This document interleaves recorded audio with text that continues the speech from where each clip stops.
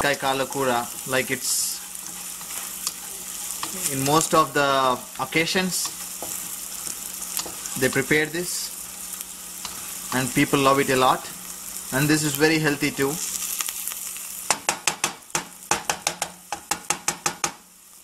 And when you go to the old city, each and every restaurant you will find this paya available there, and in the winter and rainy season it's must dish available in the restaurants in Hyderabad. Now I can see that like onions are fried well. Now I can add some paya there. I'm adding the paya in there, and I'll cook this paya in this oil for like 5 minutes. So if you cook in this way in the oil, it loses the smell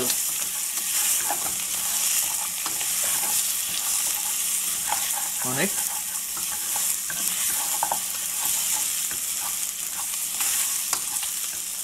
And at the same time you can add some ginger garlic paste to it.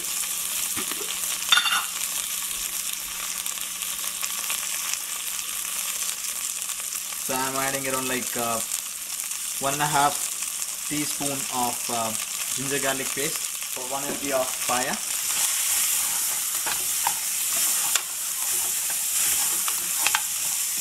Let's fry this ginger garlic, onions and paya on a sim flame.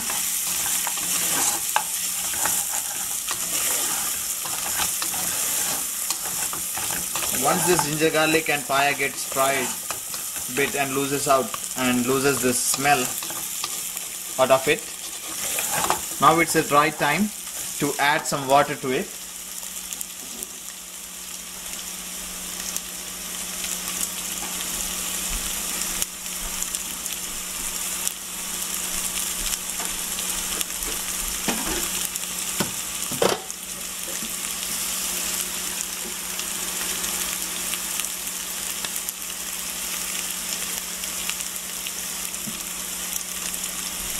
So it depends on people how they want this paya to be, like soupy, to have it like a soup. Mostly the people who met with accidents, they have some problems with their bones. They cannot eat some food or something like that, then they will be preferring a soup. And this is very healthy soup for the people who are having some problems with their bones. So if you want to make it soupy and soup kind of style, then you have to add more water. Or if you want to eat it with some kind of bread and also like soupy, so you should not have some bit less water than regular.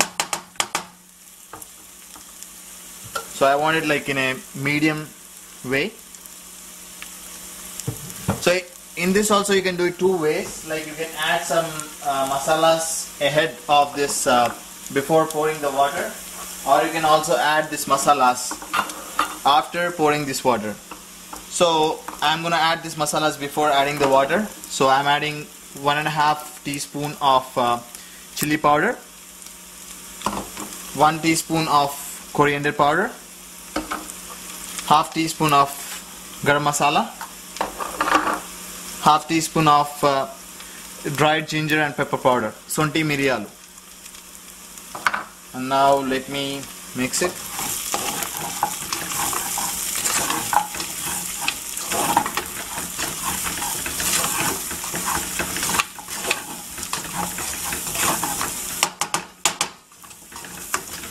Keep it for a minute, and now it's time for us. So the garlic got fried very good, and paya also lost the fleshy smell. Now I'm gonna add some water to it. So I'm gonna make it like more like a soupy, and less to eat it with the bread. So I prefer more soup kind of. So I've added a water till at least these paya pieces gets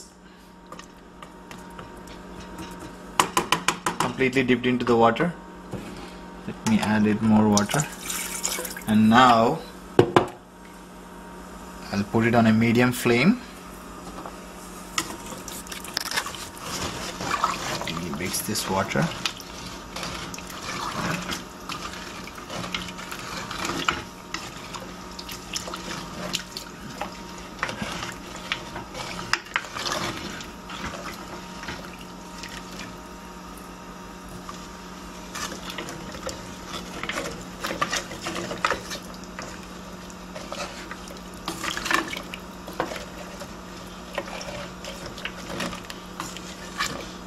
It looks like watery, more of watery, but once the dish is done, you'll feel like it gets the thicken automatically, because it oozes out some kind of material from these bones into this soup, which gives it a very best flavor. So now the water got into good heat. Okay.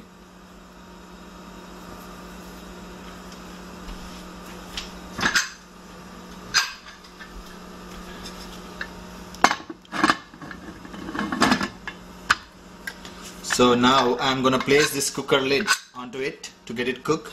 So we have different ways of doing this. So one thing which is very fast, you can keep this on a high flame and cook it for around like 10 to 12 whistles on this regular Indian cooker. And if you wanted to get in more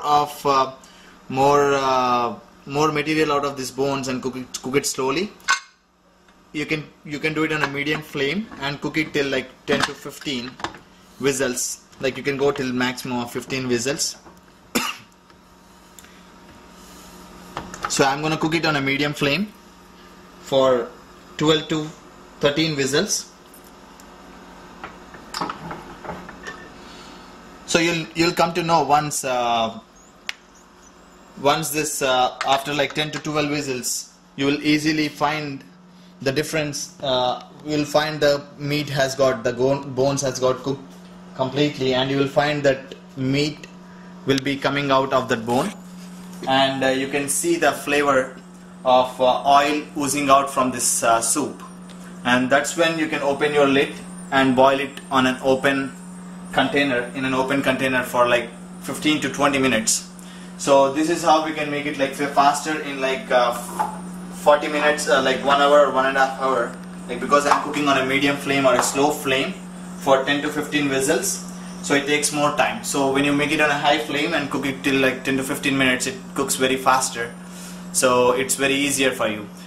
Actually the traditional dish, they make it like in a copper bowls, and which we don't have here right now, so I'm using a regular cooker. So they add this all materials, whatever we did, on a copper bowl, and then they start cooking it on an open container for around like 1 hour or 1.5 hours.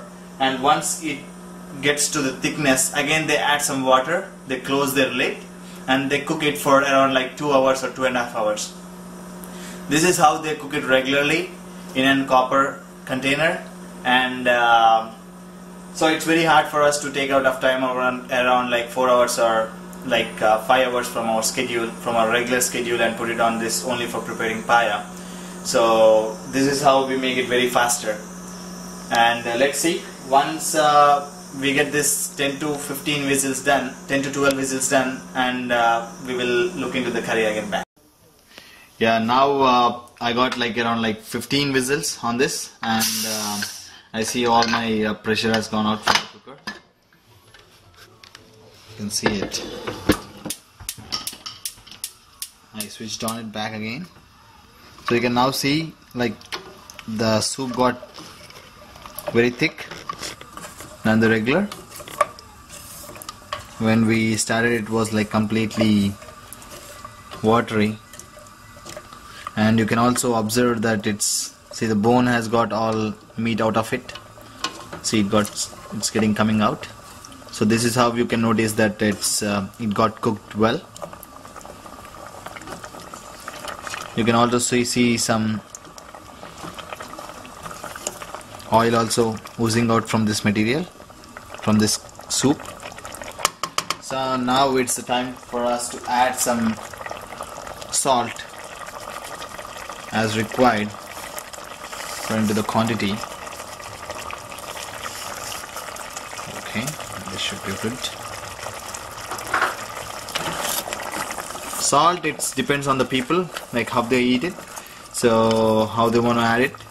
So add it according to your taste. And now we will leave it on in an open container for around like 15 minutes, 10 to 15 minutes, in a medium flame, or you can keep it on a slow flame for 20 minutes. In the meanwhile, I can do a like this. Paya can be it will go good with any kind of roti or paratha, or with any kind of like bread. You can consider like any kind of like regular wheat bread or bun, you call it. So it goes good with them. Or you can directly have this soup. It tastes really good. Just add some pepper on top of it and have the soup directly when you have some cold. So I will cook it for around like 15-20 minutes in an open container.